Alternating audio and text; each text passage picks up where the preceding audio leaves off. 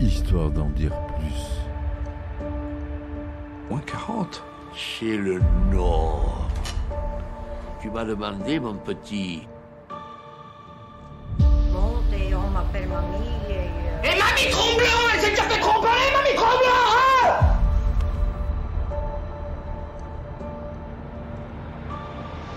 Mais il connaît pas Raoul, ce mec.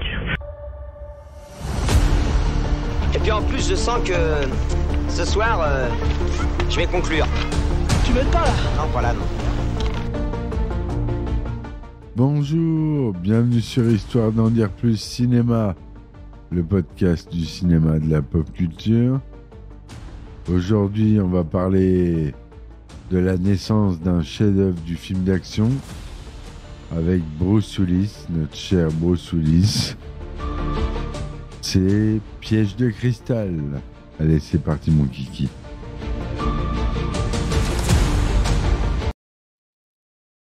Alors, Piège de cristal.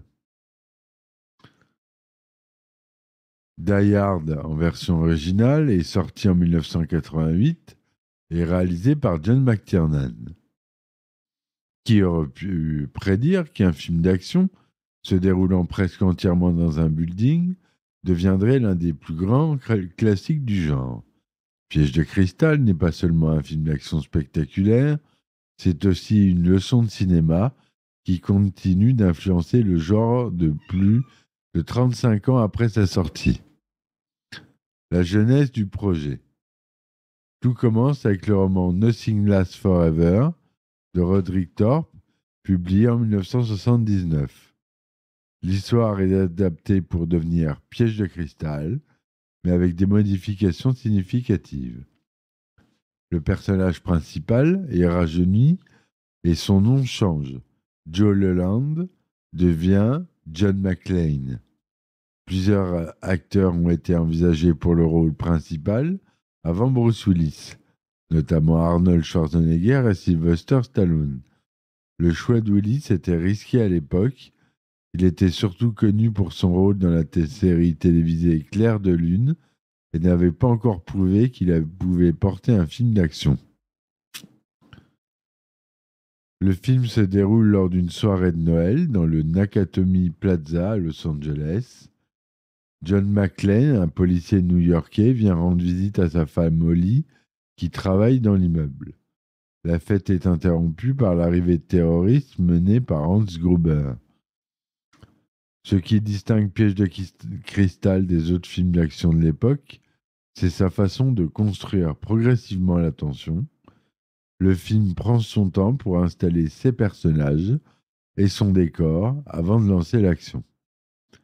Les 20 premières minutes sont consacrées à établir les relations entre les personnages et à nous faire découvrir l'immeuble qui deviendra un personnage à part entière. John McClane, c'est un héros différent. McClane représente une rupture avec les héros d'action des années 80. Il n'est pas un super soldat invincible comme Rambo ou un colosse comme Schwarzenegger. C'est un flic ordinaire, vulnérable, qui saigne et souffre. Sa célèbre scène où il marche pieds nus sur du verre brisé est emblématique de cette vulnérabilité. Cette humanité du personnage principal est l'une des plus grandes forces du film. McClane n'est pas là par choix, il est pris au piège et doit survivre. Ses répliques pleines d'humour face au danger sont devenues cultes, mais servent aussi à montrer comment il gère le stress de la situation. Hans Gruber, le méchant, l'antagoniste parfait. Alan Rickman, dans son premier rôle au cinéma, livre une performance inoubliable en Hans Gruber. Le personnage est sophistiqué, intelligent et charismatique. Il cite Plutarque et porte des costumes sur mesure. C'est l'opposé du terroriste stéréotypé, ce qui le rend d'autant plus menaçant. La dynamique entre McClane et Gruber est fascinante, car ils ne se rencontrent physiquement que très tard dans le film. Leur duel est d'abord intellectuel, chacun essayant d'anticiper les mouvements de l'autre. La réalisation de John McTiernan. McTiernan, qui venait de réaliser Predator, apporte une élégance visuelle rare dans les films d'action de l'époque. Sa caméra est toujours en mouvement, mais de manière fluide et contrôlée. Il utilise l'architecture du building pour créer des plans spectaculaires et donner une impression d'immensité, tout en maintenant le sentiment de claustrophobie. Le réalisateur fait également un usage brillant du son. Le bruit des ventilations, des ascenseurs, des coups de feu qui résonnent dans les étages, tout participe à créer une atmosphère tendue et réaliste. Il y a aussi les personnages secondaires. Le film brille également par ses personnages secondaires bien développés. Le sergent Al Powell, le journaliste Richard Thornburg, l'agent Johnson du FBI. Chacun a son moment, sa personnalité et contribue à l'histoire de manière significative. La relation entre McClane et Powell, qui ne se rend compte qu'à la fin du film, est particulièrement touchante. Leur dialogue par radio humanise l'histoire et donne la profondeur émotionnelle au film. Le film a eu un impact sur le genre. Piège de cristal a créé sa propre formule, un héros seul contre des terroristes dans un espace confiné. Cette structure a été reprise de nombreuses fois dans Piège en haute mer sur un bateau, dans Passager 57 dans un avion, dans La ligne de mire à la Maison Blanche. Mais au-delà de sa formule, le film a influencé la façon dont sont filmées les scènes d'action. La clarté des séquences d'action, d'où le spectateur comprend toujours ce qui se passe et où sont les personnages, est devenu un modèle. Le film est remarquable sur le plan technique. Les effets spéciaux, principalement pratiques, sont encore impressionnants aujourd'hui.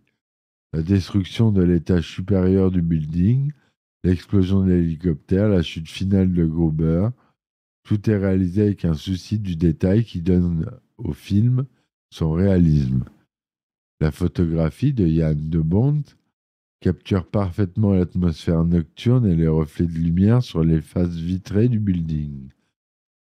Les musiques de Michael Kamen, qui incorporent habilement des thèmes classiques et des chants de Noël, ajoutent une dimension épique à l'ensemble.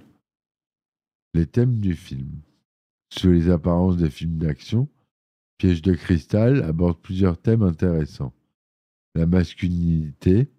McClane n'est pas le héros machiste typique des années 80. Sa vulnérabilité et ses doutes font partie intégrante du personnage. Le couple.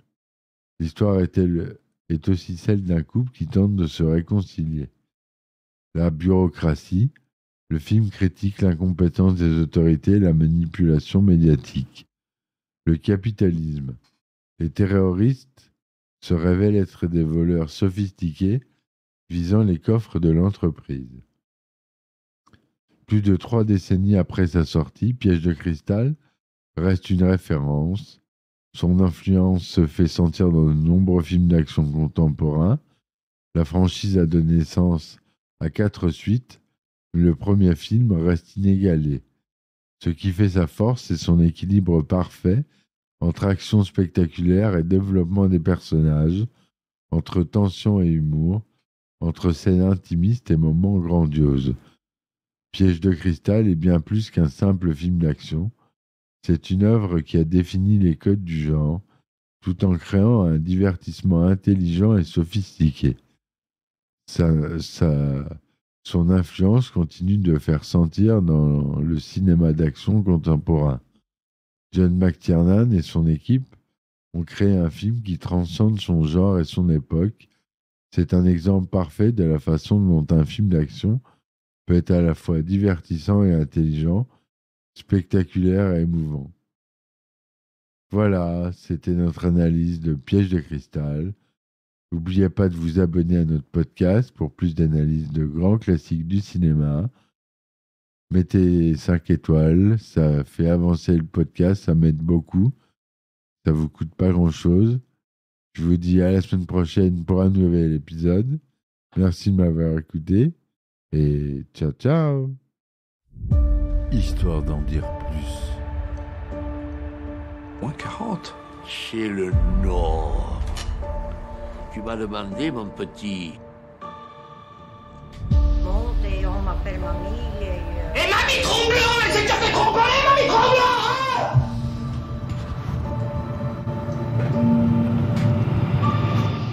Il connaît pas Raoul, ce mec. Et puis en plus, je sens que ce soir, je vais conclure. Tu veux pas?